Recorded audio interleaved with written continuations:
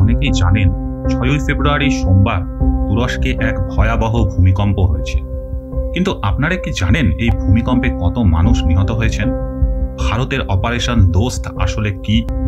আপনারা কি জানেন ভারতীয় সেনাবাহিনী তুরস্কের উপদ্রুত অঞ্চলে একটি হাসপাতাল স্থাপন করে ফেলেছে? জানতে হলে ভিডিওটা স্কিপ না করে পুরো দেখুন এবং আমাদের চ্যানেলে আপনি যদি নতুন হন তাহলে অবশ্যই চ্যানেলটি সাবস্ক্রাইব করুন।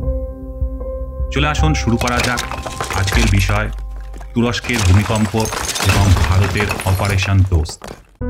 আর 5টা রবিবারের মতো 5ই ফেব্রুয়ারিও তুরস্কবাসীরা সারাদিন ছুটির আনন্দ উপভোগ করে রাত্রে নিশ্চিন্তে ঘুমোতে গিয়েছিলেন। 6ই ফেব্রুয়ারি ঘড়ির কাঁটা স্থানীয় সময় অনুসারে ভোর 4টের ঘরে পৌঁছেছে। তখনও বেশিরভাগ মানুষ গভীর ঘুমে আচ্ছন্ন। হঠাৎ করে ভয়ানকভাবে কেঁপে উঠল তুরস্ক ও সিরিয়ার এক বিস্তীর্ণ এলাকা। কিছু বুঝে ওঠার আগেই হুড়মুড়িয়ে তাসের ঘরের মতো ভেঙে পড়ল একের পর এক বহুতল ও বাড়ি। ঘুমের মধ্যেই বহু মানুষ চাপা পড়ে গেলেন ধ্বংসস্তূপের নিচে।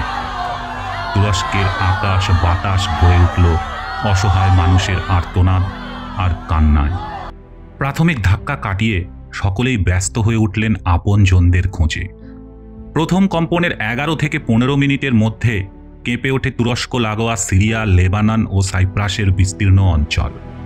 6ই ফেব্রুয়ারি ভোরে তুরস্কে ঘটে যাওয়া এই ভয়াবহ ভূমিকম্পের মাত্রা ছিল রিক্টার স্কেলে 7.8। এই কম্পনের উৎসস্থল ছিল দক্ষিণ তুরস্কের গাজিয়ান্তেপ প্রদেশের পূর্ব দিকে নুরদাগি শহর থেকে 26 কিলোমিটার পূর্বে ভূগর্ভের 18 কিলোমিটার গভীরে। ইউনাইটেড স্টেট জিওলজিক্যাল সার্ভের মতে দ্বিতীয় কম্পনটির তীব্রতা ছিল 6.7 এবং এটি প্রায় 1.5 মিনিট স্থায়ী হয়েছিল। 1939 সালের পরে এত ভয়াবহ ভূমিকম্প তুরস্ক দেখেনি। প্রথম দুটি কম্পনের পরে 6ই ফেব্রুয়ারি দুপুর 1টা 24 মিনিটে এবং পরের দিন 7ই ফেব্রুয়ারি ভোরে আরও দুটি কম্পন অনুভূত হয়। এই কম্পনগুলির মাত্রা ছিল যথাক্রমে 7.5 এবং 5.9। এই একের পর এক কম্পনের ফলে পুরোপুরি বিপর্যস্ত হয়ে ওঠে দক্ষিণ তুরস্কের জনজীবন।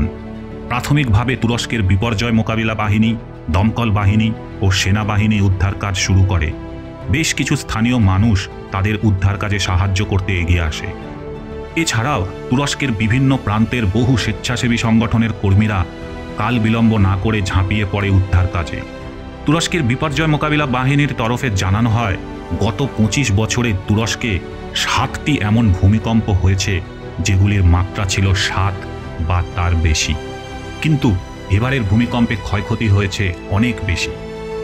তুরস্কের ভূতাত্ত্বিক অবস্থানের জন্য এই দেশটি বরাবরই অত্যন্ত ভূমিকম্প প্রবণ এবং এই ব্যাপারে বহু বিশেষজ্ঞ তুরস্ককে অতীতে বহুবার সতর্কও করেছেন। প্রতিকূল আবহাওয়া এবং যোগাযোগ ব্যবস্থা পুরোপুরি নষ্ট হয়ে যাওয়ায় উপদ্রুত এলাকায় ত্রাণ সামগ্রী দ্রুত পাঠাতে তুরস্ক প্রশাসনকে বেগ পেতে হয়। প্রচণ্ড ঠান্ডায় বহু মানুষ ঘরবাড়ি হারিয়ে রাস্তায় দিন কাটাতে বাধ্য হচ্ছে এবং প্রশাসনের প্রতি তাদের ক্ষোভ ধীরে ধীরে বৃদ্ধি পাচ্ছে। এমতাবস্থায় তুরস্কের প্রেসিডেন্ট রেসেপ তাইপ এরডোগান টুইট করে শোক প্রকাশ করেন। তুরস্কের আভ্যন্তরীণ মন্ত্রী সুলেমান সায়ালু ভূমিকম্পের ভয়াবহতা অনুভব করে টুইটারে আন্তর্জাতিক সাহায্যের জন্য আবেদন করেন। ভারতের প্রধানমন্ত্রী শ্রী নরেন্দ্র মোদীও টুইট করে শোক প্রকাশ করেন এবং তুরস্ককে ভারতের তরফ থেকে সব রকম সাহায্যের আশ্বাস দেন। তাঁর নেতৃত্বে এবং ভারতীয় বিদেশ মন্ত্রক ও গৃহ মন্ত্রকের উদ্যোগে শুরু হয় তুরস্কে ত্রাণ ও উদ্ধারকারী দল পাঠানোর প্রক্রিয়া। এই অভিযানটির নাম দেওয়া হয় অপারেশন দোস্ত। দোস্ত শব্দটির হিন্দি অর্থ হল বন্ধু, আবার তুরস্কের ভাষায় দোস্ত শব্দের অর্থও বন্ধু, তাই অত্যন্ত সচেতনভাবেই নামটি বেছে নেওয়া হয়। যুদ্ধকালীন তৎপরতায় ভারতীয় বায়ুসেনার বিমান C-17 গ্লোবমাস্টার 7ই ফেব্রুয়ারি গাজিয়াবাদ এয়ারবেস থেকে তুরস্কের উদ্দেশ্যে রওনা দেয়। ভারত থেকে পাঠানো এই প্রথম বিমানে ছিল জাতীয় বিপর্যয় মোকাবিলা বাহিনী অর্থাৎ NDRF-এর উচ্চ প্রশিক্ষিত একটি উদ্ধারকারী দল, উদ্ধার কাজে পারদর্শী ডগ স্কোয়াড, চিকিৎসা যন্ত্রপাতি, উচ্চ ক্ষমতা সম্পন্ন ড্রিল মেশিন ও আরও নিত্য প্রয়োজনীয় সামগ্রী। ভারতীয় সেনার বিখ্যাত 60 প্যারাফিল্ড হসপিটাল তুরস্কের হাতায়া প্রদেশে একটি 30 শয্যার অস্থায়ী হাসপাতাল স্থাপন করে ফেলে। ভারতীয় সেনার এই হসপিটালের এক গৌরবোজ্জ্বল ইতিহাস আছে। যে কোনো আন্তর্জাতিক বিপর্যয়ে এই দল সর্বপ্রথম উপদ্রুত এলাকায় পৌঁছে সেখানকার মানুষদের চিকিৎসা পরিষেবা দেয়। 1950-এ কোরিয়ার যুদ্ধে আহত সৈনিকদের চিকিৎসার জন্য এই হাসপাতাল আন্তর্জাতিক খ্যাতি অর্জন করেছিল। এক্ষেত্রেও মাত্র 6 ঘন্টার মধ্যে 96 জনের একটি দল তৈরি হয়ে তুরস্কের উদ্দেশ্যে রওনা দেয়। এই দলে রয়েছেন orthopaedic surgeon, general surgeon, neuro surgeon, অ্যানাস্থেটিক্সের মতো বিশেষজ্ঞ চিকিৎসক মণ্ডলী এবং দক্ষ চিকিৎসা কর্মীরা।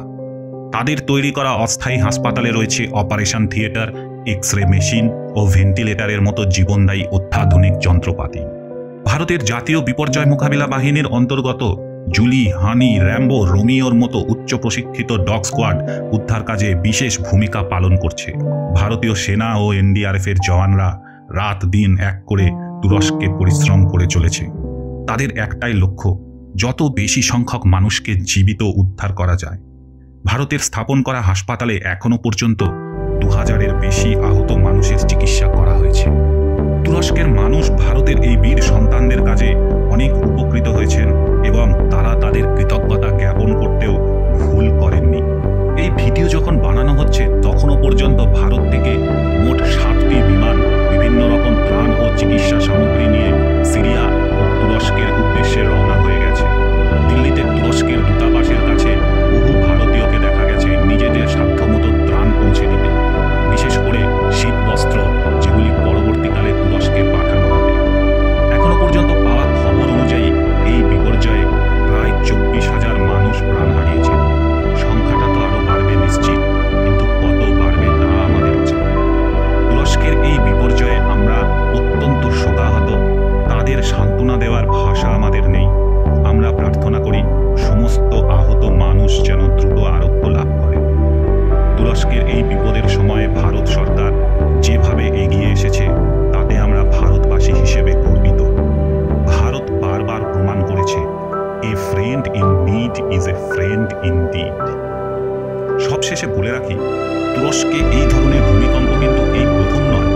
তুরস্ক কিন্তু একটি প্রবল ভূমিকম্প প্রবণ দেশ। তুরস্কের এই ভূমিকম্প প্রবণ দেশ হয়ে ওঠার পিছনে কারণ জানতে গেলে আমাদের পরবর্তী ভিডিওটি দেখুন। আর যদি এই ভিডিওটা আপনাদের ভালো লাগে তবে অবশ্যই লাইক ও শেয়ার করবেন। যদি এই চ্যানেলে আপনি নতুন হয়ে থাকেন তাহলে চ্যানেলটি সাবস্ক্রাইব করে দিন। আর এরকম নতুন নতুন আরও বিষয় জানতে হলে বেল বাটনটা প্রেস করে দিন। ধন্যবাদ, আবার দেখা হবে।